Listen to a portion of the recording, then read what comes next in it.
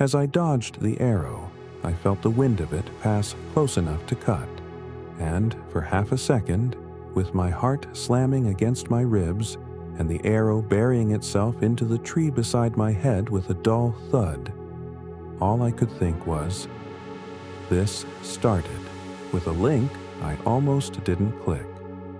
It's strange, the things your mind does when it's trying not to die.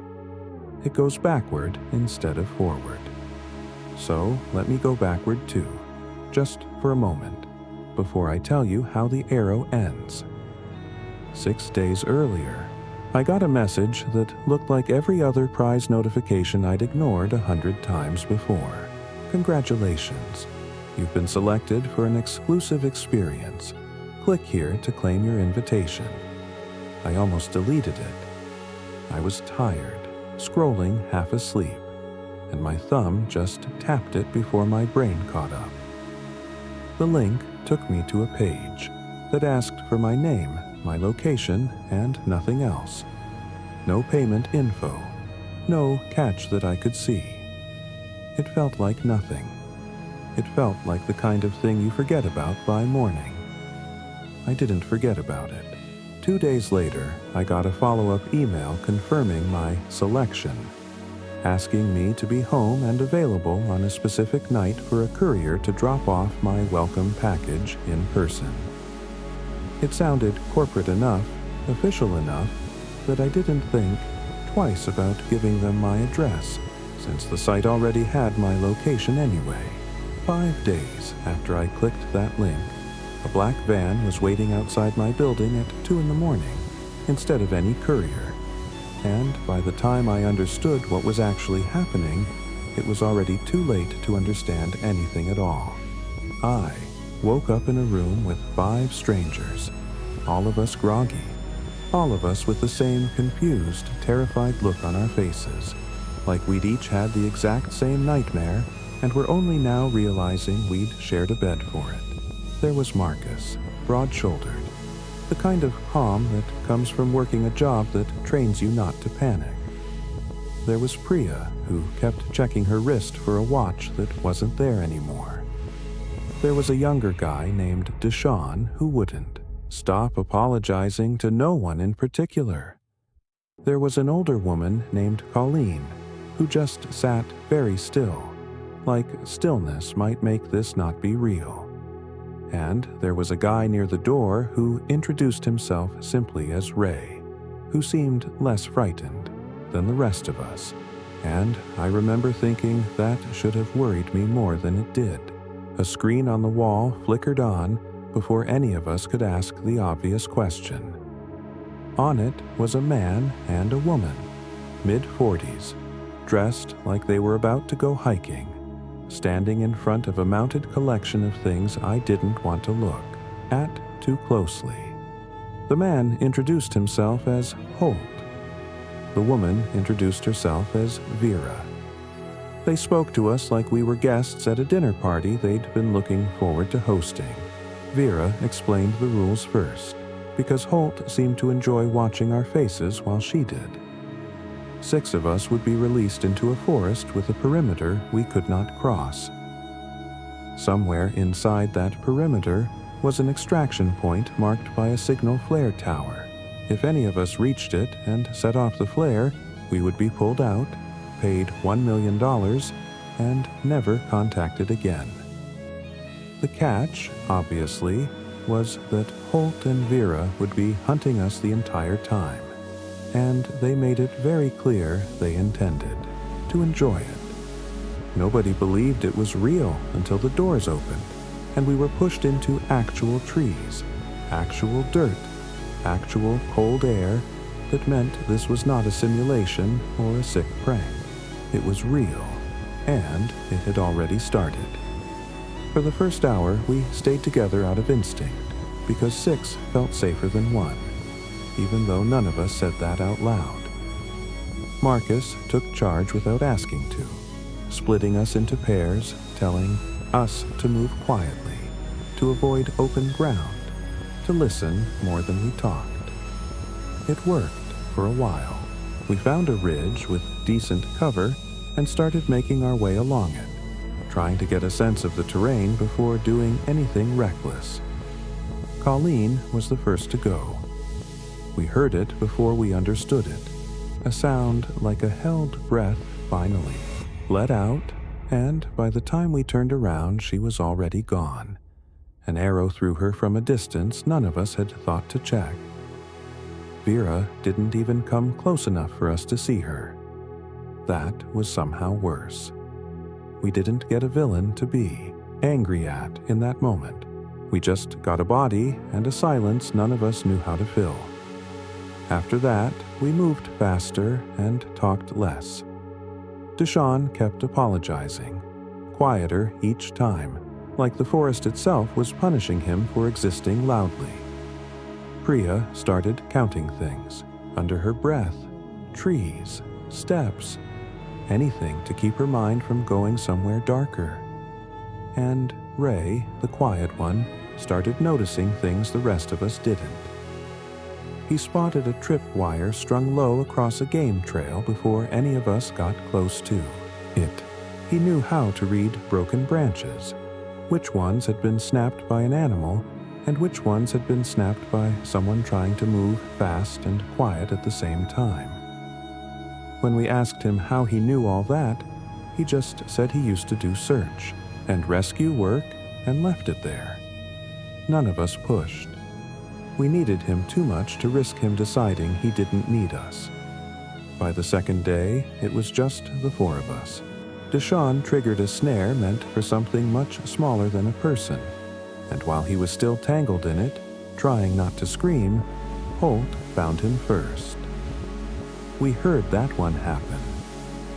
I don't think any of us will ever stop hearing it. Ray became the reason we were still breathing after that.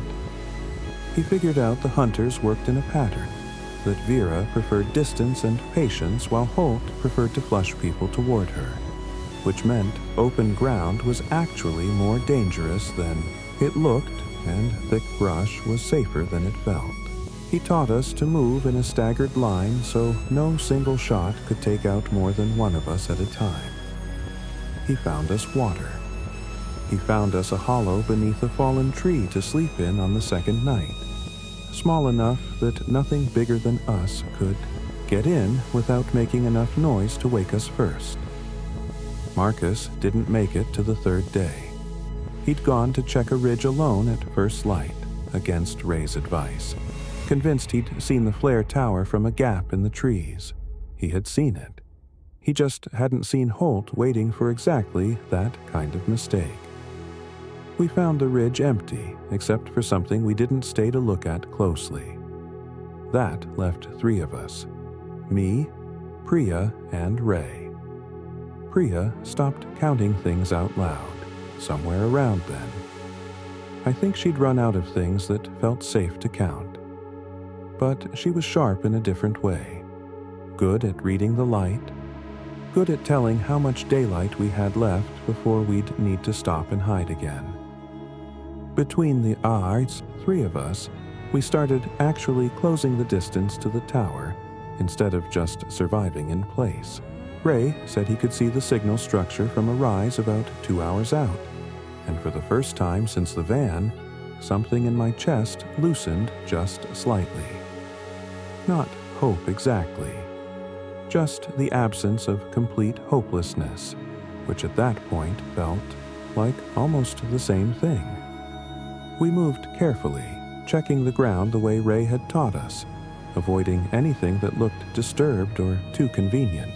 We didn't see Vera, which made us more nervous, not less. Holt we heard once, off to our left, moving fast through brush, and we froze until the sound passed. Priya's hand found mine at some point, and neither of us let go for a long time after that. The tower came into view just as the light was starting to fail. A metal frame taller than the trees around it, with a lever at the base that Ray said would fire the flare the second any of us pulled it. We were close. Close enough that Priya actually laughed. One short, disbelieving sound. like her body needed to check if laughing still worked. That's when the arrow came. I dodged it. That's where I started this story, if you remember, and now you know why my mind went backward in that half second instead of forward. Priya didn't see it in time.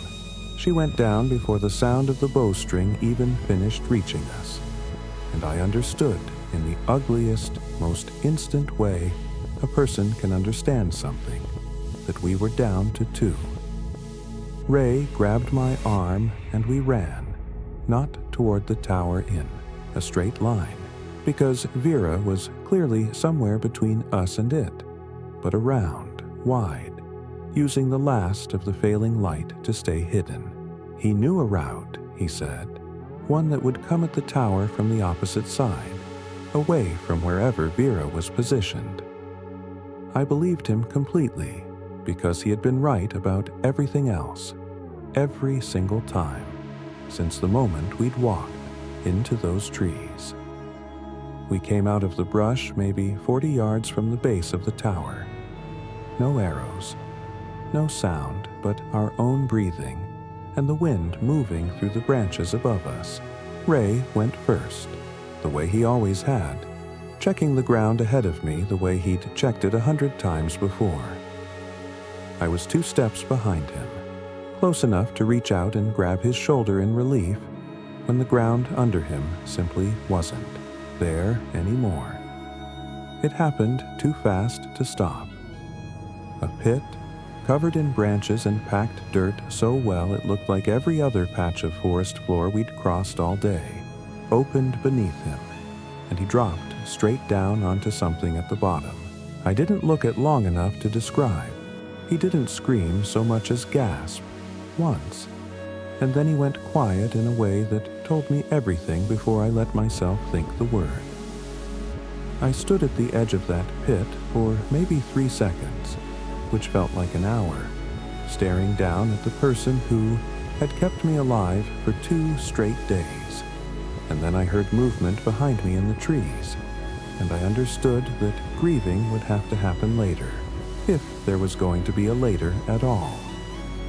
I ran the rest of the way to the tower alone. I don't remember most of it.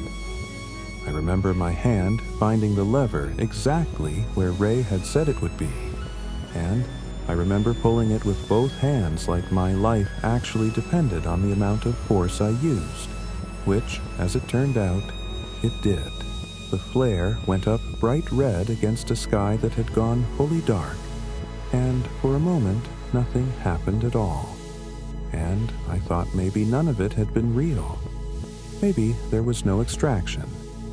Maybe this was just one more cruelty in a very long list of them.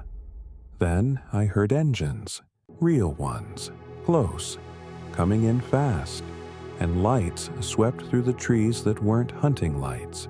They were searching for me specifically, calling my name through a bullhorn like I was something worth finding. I don't remember much of what happened. After they pulled me out, not clearly. I remember a blanket that felt too thin for how cold I was. I remember being asked questions I couldn't answer in full sentences yet. I remember, days later, being told that Holt and Vera had been found, and that this hadn't been the first time they'd run this. Just the first time anyone had lived long enough to lead investigators back to where it had all started. I got the money, $1 million, exactly as promised, deposited like the worst kind of receipt for the worst week of my life. I don't spend much of it. Some days it feels less like a prize and more like the only proof I have that any of it actually happened. I think about Ray more than anyone else from those 2 days. Not because I knew him longest. I didn't. I think about him because he was the reason I got as far as I did. And because the forest that let me walk right past a dozen traps he warned me about still found a way to take him with the very last one. Close enough to the tower that I could see the metal frame between the branches when it happened. I used to think surviving something like that would feel like winning. it doesn't.